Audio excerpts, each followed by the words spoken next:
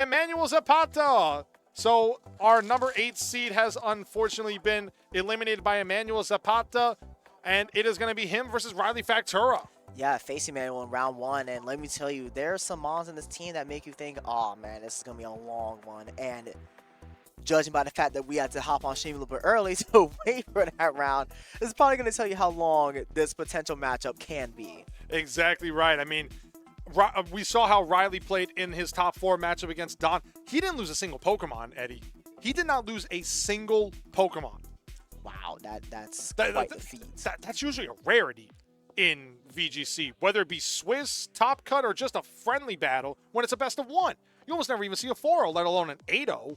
Yeah, I mean, going 8-0 in a set is something that very many people wish that they can accomplish. Sometimes you go online and, you go on the rank ladder. Oh, man, I wiped the floor with this person and, predicted every Terra. And, I mean, the fact that you don't lose a single Mon, that's quite a feat. And honestly, this is going to be an incredible finals. One of these two trainers is going to be our Nerdy Needs Midseason Showdown champion, Riley Factura or Emmanuel Zapata. We're going to just go over Riley real quick because Riley he's 2-0 in stream today. He is 2-0, and he is 4-0 in games. So he has not even gone to a game 3 in either of his stream matches, which is really impressive. Yeah, and looking at this team, it's got some balance on it. It has your offensive pressure. It has enough defensive coverage so that nothing seems like it'll just knock out one hit. The King Gambit and Amoonguss. Amoonguss providing support with the Spore to put your monster to sleep. Rage Power to redirect. We have the Raging Bolt, of course, with the... Oh, no, this is not the Electric Web version. This is a somewhat... It's a hybrid of version. It's a hybrid version of the Raging Bolts that have been making the rounds. Now, don't get me wrong. I have experimented with the safety goggles variation before. It's not bad. Right. It's just when people realize that Assault Vest gives it a little bit more of that bulk, which can inevitably be the difference between winning and losing a battle. Yeah, it goes really a long way, especially as we saw earlier with Christopher Bias' team. You have that that hyper offense. The hyper offense with the Raging Bolt AV, and you throw Rillaboom in the mix. When does Raging Bolt go down? It never does. It really doesn't. But I mean, we saw how Riley did against Don in top 4. Using the Urshifu with the Ogerpon. He didn't even bring Amoonguss or Raging Bolt. He brought King Gambit, Chen Pao, Urshifu, and Ogerpon. But meanwhile, we have Emmanuel Zapata, and he has got an incredible team here. Yeah, going against that in round 1, that was tough. Every time you have a certain team that you think, oh yeah, this team should give me a couple wins, and you see that one Mon, Porygon 2, and it's just like, oh, here we go. And Porygon 2, people were afraid of Porygon 2 coming back with Regulation F. It really hasn't gotten that usage rate that it saw in Sword and Shield VGC. Right, but when you do see Porygon 2 come onto the field, oh, you're not going to have a fun time. It sits there, it tanks, it sets out Trick Room, it recovers. And the other thing is, Riley doesn't have a way to remove that Eviolite too. Riley has the only saving grace that Riley has against that Porygon 2 right now as it stands is bonking with some critical hits. Yeah, and we're going to see how many crits Riley gets in this set, because every crit, every hit, in fact, will matter when trying to take out that Porygon 2. Exactly right, because Emmanuel also has that Ogerpon Wellspring. He has his own Amoonguss as well. That's another thing to note. He has his own Amoonguss. He's got a Raging Bolt that is a leftovers with Calm Mind. Those sets I have tried. Calm Mind, it works, but you're really limited with that Thunderclap. Yeah, having Thunderclap instead of Thunderbolt is really, really limiting, especially if we go up against certain teams.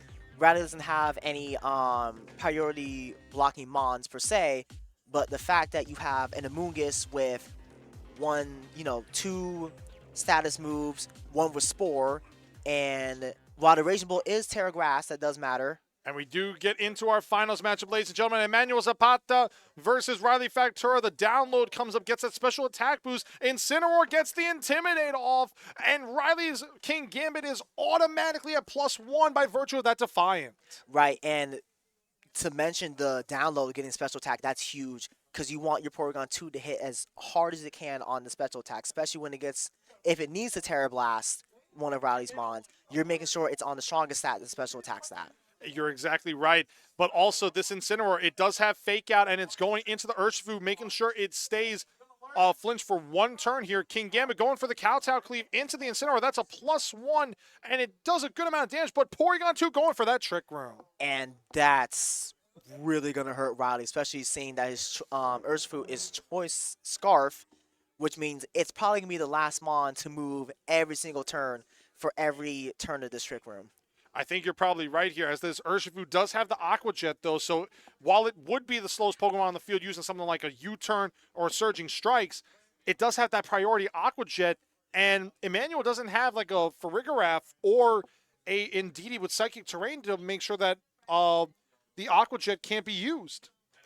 But we do have, well, I would say Thunderbolt. We see the Aqua Jet come out. It didn't do much damage on that Incineroar as Incineroar goes and gets doubled up, but it lives the parting shot. Flare Blitz comes out into the Urshifu. We definitely had a different read. Maybe he saw a... Oh, a burn! That is a massive burn. Oh, that is a huge burn! Incineroar goes down, though, but that is huge. That's a burn! Honestly, if you're Emmanuel, we take that every single day of the week. You got a free burn on the Urshifu. The Urshifu's moving last. So every time it hits, oh my goodness. And Porygon 2 went for the Terra Blast, and Urshifu goes down. You know what? The burn no longer matters. You got the KO, which arguably is even better.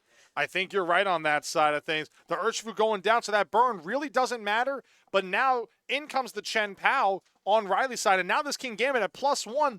Yeah, that Porygon 2 has an Eviolite, but it does not want to take a +1 with a Sword of Ruin. Yeah, this Kowtow Cleave is definitely going to hurt from Riley. But Riley's still at a disadvantage, I think, because that Chen Pao is also the fastest thing on the field still. So he's going to have to probably see how much Ice Spinner does on Raging Bolt. Maybe he tries, and maybe he doubles the P2 with a Kowtow Cleave and Sacred Sword, possibly, or Ice Spinner. See if he can get that Porygon 2 out, because that is probably the X factor for this set. I think you're right on that side of things, Eddie, but we do see that Chen Pao opts to protect here just to make sure that its Focus Sash stays intact for at least one turn on this battle. And we see the Kowtow Cleave. Interesting to note, and that was a +1. That's a huge chunk of damage. That is +1 with the Sword of Ruin. It did over 50%. It's important to note, Porygon 2 is usually the slowest Pokemon in a Trick Room, and the King Gambit is the slowest Pokemon. Yeah, actually, wait, that's an interesting point you pointed out. Yeah, Porygon 2 usually is the first one to move. So that's huge information for Riley going into the rest of the set. That King Gambit is outslowing Porygon 2 and gets the knockout. That is insane, ladies and gentlemen. The Porygon 2 is down, and the Raging Bolt goes for Calm Mind. That will definitely probably be trouble for the rest of the set. Looking at Riley's team, there is no Dragon Resist. But we see an Ice Spinner come out on the side of Riley Factura into this Raging Bolt, and it does enough for a one-hit knockout. It was a critical hit. And you know what? We can definitely say that crit probably mattered. Because Raging Bolt usually don't go down to an Ice Spinner without a critical hit. Right. Knowing how we've seen all these Raging Bolts on stream survive the craziest attacks, that crit most definitely mattered. You are definitely right here. And now with this Trick Room essentially being almost done here, Emmanuel realizes he doesn't have a way out. Riley Factura goes up 1-0 in this finals matchup, Eddie. That was a massive crit, Joe. I've seen the Raging Bolt drop to an Ice Spinner. I've seen Raging Bolts drop to an Icicle Crash without a critical hit, but not an Ice Spinner. Right. Icicle Crash, I believe, is 90 base power. No. 90 base power? Not 90 or 95 base 90, power. 95, 90 accuracy. A lot of Chen Pao players will take the Ice Spinner for the guaranteed hit, consistent damage, and the terrain clearing as well. Exactly right, and that's one of the best Ice-type moves that have come out in recent years, because we all saw how terrains were in Generation 7 and 8. So now in Generation 9, a way to remove those terrains is tantamount in certain strategies, much like how Riley is in this game, even though there is no terrain. Yeah, and Riley overcoming this Trick Room just by sheer will. I mean, sheer will, and a King Gambit that is the slowest King Gambit Pokemon. That is somehow the slowest Mon. That right there is. I thought Porygon 2 was the X factor. I apologize, King Gambit. It is you. We've said that King Gambit is Riley's mascot for a reason, and it's almost like his partner Pokemon. Like you have to get almost like an oil painting or something like that, or like an artist rendition of just Riley commanding a King Gambit or something like that. That will be quite the legendary painting. I mean, King Gambit has been such a consistent mon throughout all of Scarlet and Violet, not just, the last couple of regulations. Neutrality, the fairy types, it's great defensively, has great defensive stats, hits hard enough with Kowtow Cleave, Defiant becoming more and more used now that we have Ensign and Lando in the game. It's going to be a very consistent mon, probably throughout the rest of Scarlet and Violet. It's definitely going to be interesting, but will Emmanuel be able to force a game number 3 in this set, or will Riley Factura be our mid-season showdown champion as we see a switch up on Emmanuel's side, bringing Ogerpon and Amoonguss here. Double grass lead. That is a very interesting choice here by Emmanuel. However, the Urshifu doesn't really have a way to hit both super effectively. It has U-turn, but it doesn't really do much on either one of Emmanuel's Pokemon. However, the Terra Grass, that could play dividends here in case of a Spore. Yeah, and Terra Grass is definitely not a Terra that you see on Rapid Strikes at all. Either it's water or bust. Yeah, because you want that extra damage. You want that extra power. You always want that extra damage with the Surging Strike. You want to make sure that anything that you hit gets hit good. As you see the Terra Orb activated on the side of Riley Factura here. His Urshifu is covered in crystals, and despite being a water type, you need water to grow plants, as evidenced by that giant bouquet of flowers, indicating that Urshifu is a grass type. Yeah, and now thanks to that Grass Terra, now the Urshifu resists both of Ogerpon's stab moves, the Ivy Cudgel and the Horn Leech. But it also is immune to Rage Powder and Spore, which is also probably going to be a huge factor for the rest of this match as well. And we see the Horn Leech come out on the side of Ogerpon, gets a little bit of recovery on that Urshifu through the resist, but not a whole lot. As we see the Spore come out into the King Gambit, which is protected. So it gets one turn guaranteed of not having to be put to sleep. Yeah, Riley covering all his bases there. He got the Grass Terra just to make sure that he doesn't get Oko by Horn Leech, protecting the King Gambit to block the actual Spore itself. Riley's in a very good position right now. Exactly right here, because, again, with that Spore being negated by that Terra Grass, the only Pokemon that can be put to sleep right now on Riley's side is the King Gambit here, unless he were to bring someone out like the Raging Bolt or the Ogerpon Hearthflame. We do see the close combat come out on the Urshifu. It is now -2 defense and special defense now. So I actually am curious, do you think Amoonguss could knock it out with Pollen Puff here? That actually is quite the possibility. Some Amoonguss have some and a critical hit. Wow, crit Kowtow. But the Citrus Berry coming out and recovering health on Amoonguss here, that might be beneficial. As we see a Pollen Puff, a -2 Pollen Puff does enough. Yeah, Urshifu is down. A -2 Pollen Puff will definitely do it for you. A lot of Amoonguss, even if he didn't have the -2, have some sneaky investments in special attack just in case. Some people have calced, okay, can I survive these couple of hits in this one turn to get off a Sludge Bomb, to get off a Pollen Puff, just to make sure that they can get that sneaky KO at the end of the turn that your opponent doesn't expect. And Emmanuel brings out the Incineroar here as Riley brings out his Chen Pao. So now, once again, that King Gambit's going to get a +1 attack boost by virtue of that Defiant ability, Eddie. Yeah, and staring down a King Gambit that's +2 is absolutely frightening. The Kowtow Cleaves are just slicing and dicing through the rest of Emmanuel's team potentially. I think you're right there, dude, because that King Gambit now with that Defiant boost. Now, granted, he could keep the Chen Pao out there and potentially go for a little bit of overkill with the Sword of Ruin, but if I'm Riley, I'm thinking maybe I want to make sure that Chen Pao is neutral and not -1 attack, because having your attack cut to 2/3 by just one Intimidate can be the make or break point, especially with a super effective move like Sacred Sword. Right, and even though Sacred Sword is accessible to Chen Pao, you still have a Amoonguss sitting next to Incineroar to get guided off of. And we do see Chen Pao make a return to Riley's side, and in comes Amoonguss here. And I'm curious about it, but we see a switch out on Amoonguss. So Amoonguss in for Riley, Amoonguss out for Emmanuel, and Raging Bolt comes in for Emmanuel, and a Flare Blitz comes out into the King Gambit, and it's not enough. Oh my goodness. It's not enough. Now something that we definitely need to figure out here, how much is Kowtow Cleave doing? Over 50%.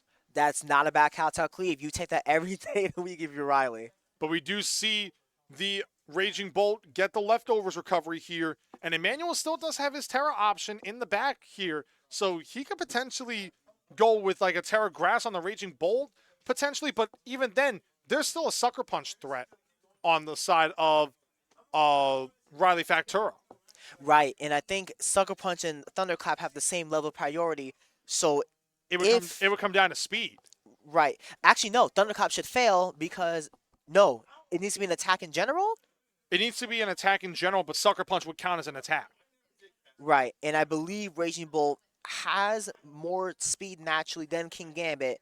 So Thunderclap. Oh no, we're not gonna find that out right now. Not even gonna find it out as Emmanuel brings back in Amoonguss here, bringing back the Amoonguss to potentially bait a Sucker Punch, but the Sucker Punch goes into the Incineroar. Wow. And Incineroar goes for the Flare Blitz into the King Gambit, wisely getting rid of the biggest threat on the field.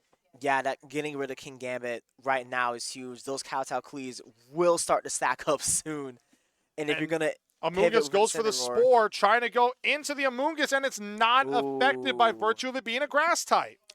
That is missing that Spore is huge. Putting that Raging Bolt to sleep so that you prevent getting Thunderclap later in the game, that's very important. But also now, Riley's used his Terra option, and Manuel hasn't used his. He could, in theory, use his Terra on Amoonguss, go for a Rage Powder, and Flare Blitz. I believe Flare Blitz will do enough with the Sword of Ruin to knock out that Amoonguss in one shot, and then it's a 2v1. That sounds about right, yeah.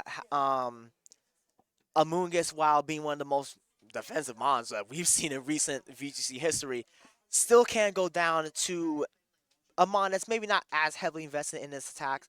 Most Incineroars aren't going too crazy with the attack investments, going for more defensive spreads, adamant nature, or they have some kind of a Empress or defensive plus nature. As we see Emmanuel activate his Terra Orb onto his Amoonguss, and Amoonguss, despite being a mushroom, a mushroom does need water to grow. All life needs water. All life needs water, and Amoonguss is showing us that by terrestrializing into a water type. And the Rage Powder comes out now. Amoonguss is still grass, so it won't be affected by it, but the Chen Pao will be affected with that Ice Spinner. So maybe he was probably predicting a different kind of read, maybe thinking that the Raging Bolt was going to come in. And in comes the Flare Blitz, and it is oh enough. My. It's enough. The Sword of Ruin with the super effective hit. It's a one-hit knockout.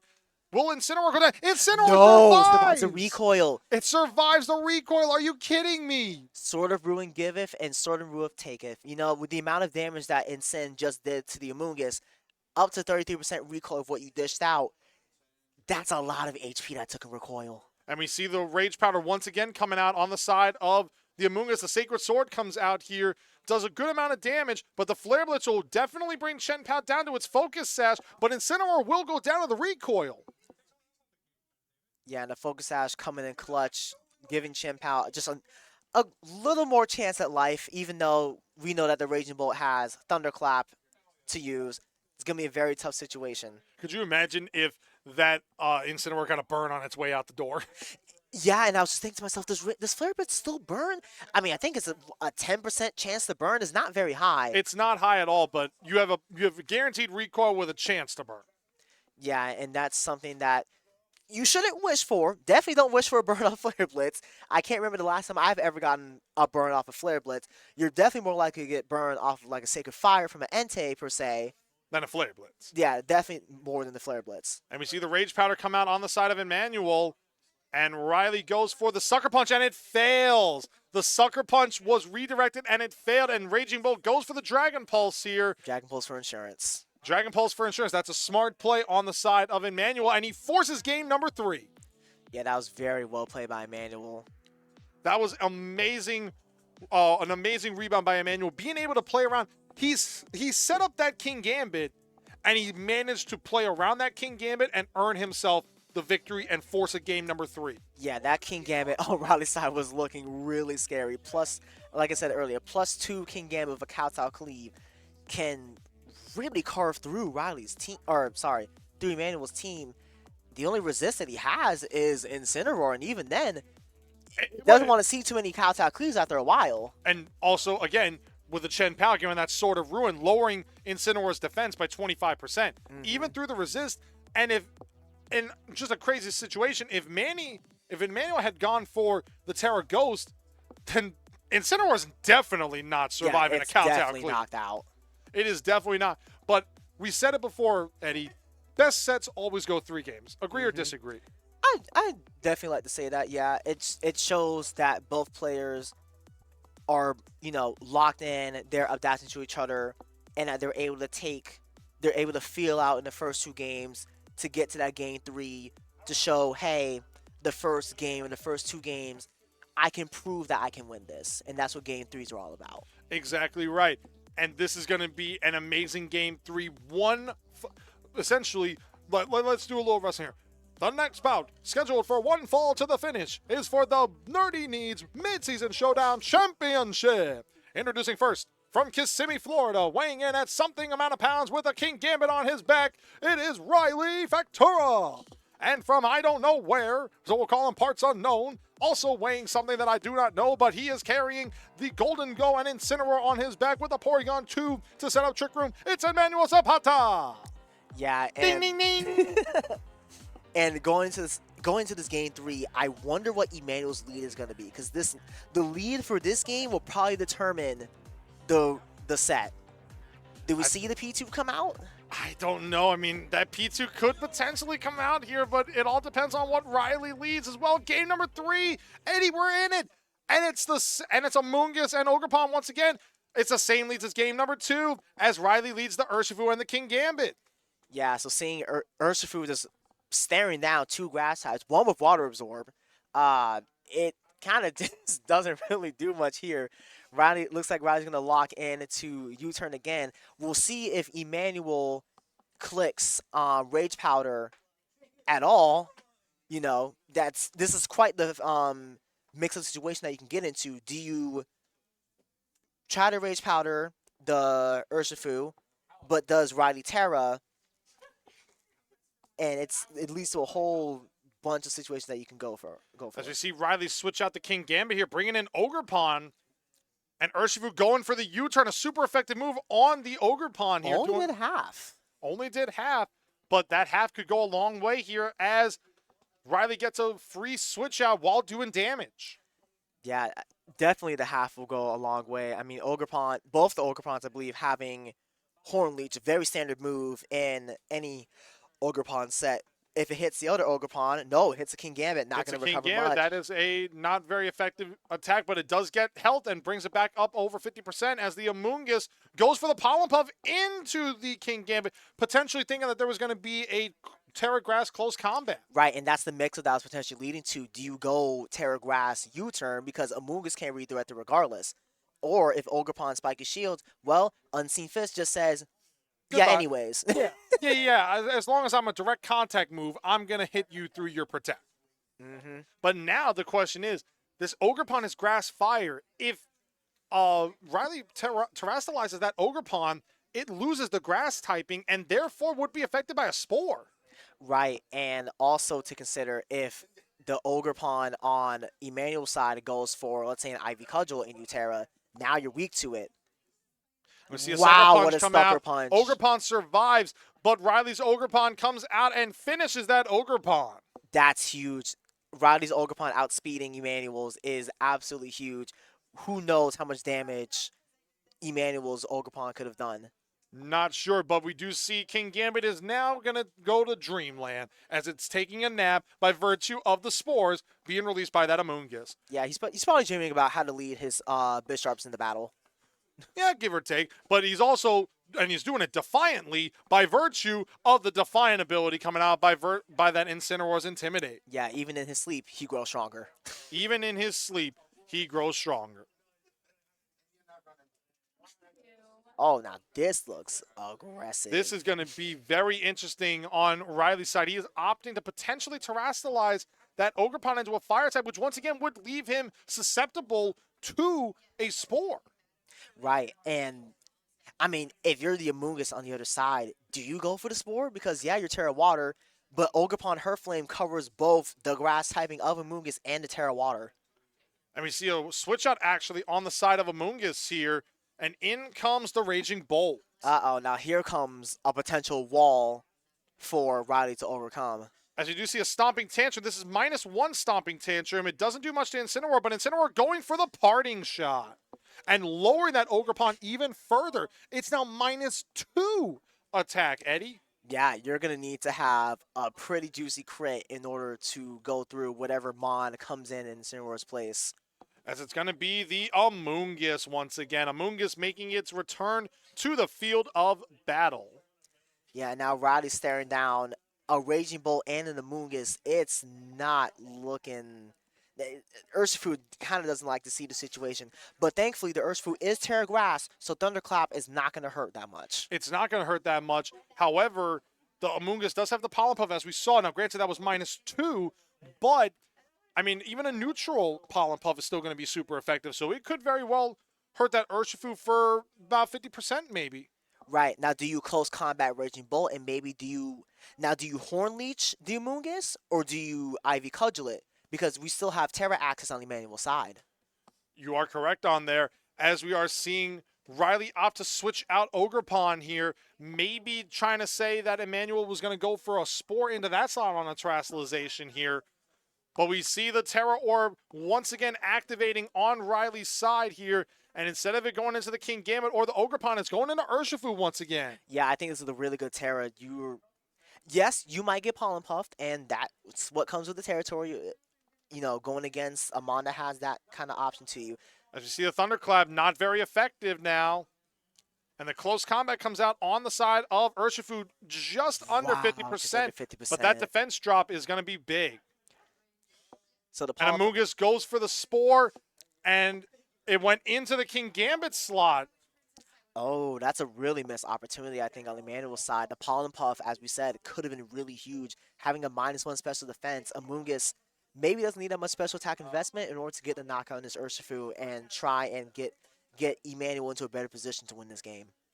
You're definitely right on that side, Eddie. But now with this Urshifu being a resisted hit on that Thunderclap, it's not going to do much. But Urshifu is locked into that close combat, and by virtue of the Rage Powder, it cannot be redirected by it being a Terra Grass type.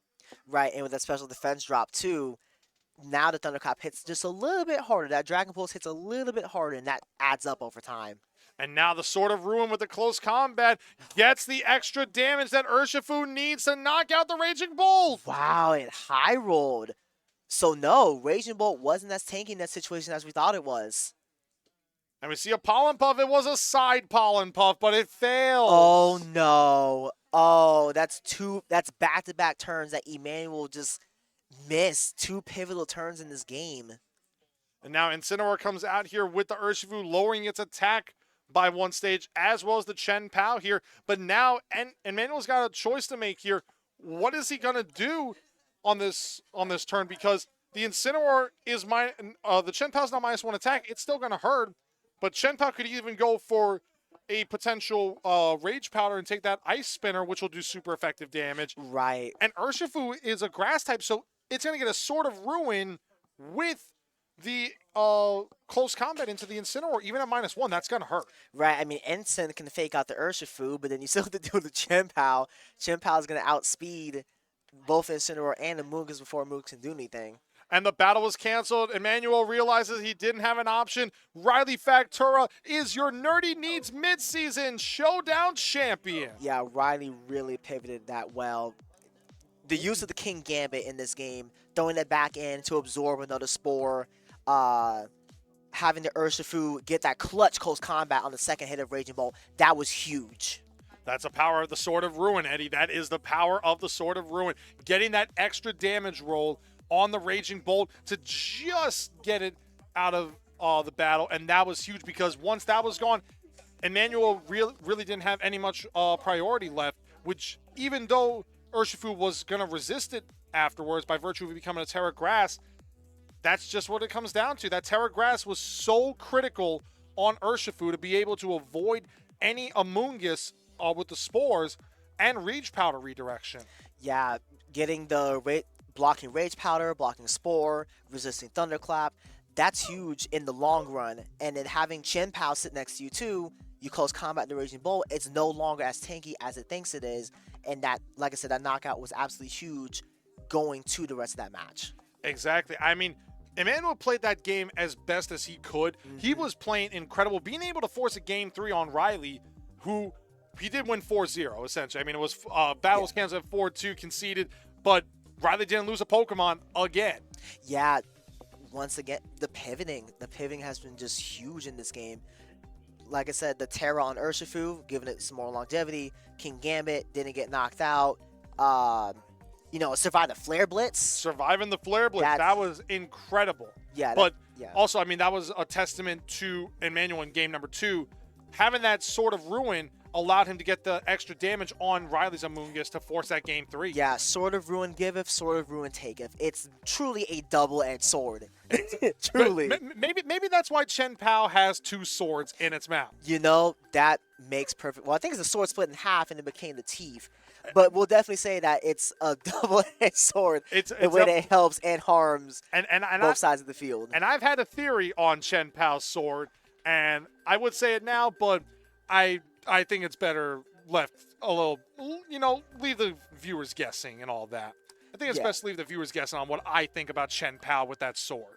Well, hey, if you go to school, do your lessons, you do find out a little bit more about the Swords of Ruin. And I believe in one of the Pokédex entries, Chen Pao is the culmination of all the enemies that have fallen by its sword. So that's a very important Pokédex entry. But congratulations to Riley. Very well played set. Pivoting was amazing. The Terras were on point.